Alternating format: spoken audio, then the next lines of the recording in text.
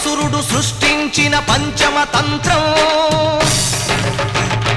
నరజాతిని వంచిన దారుణ కుల మంత్రం,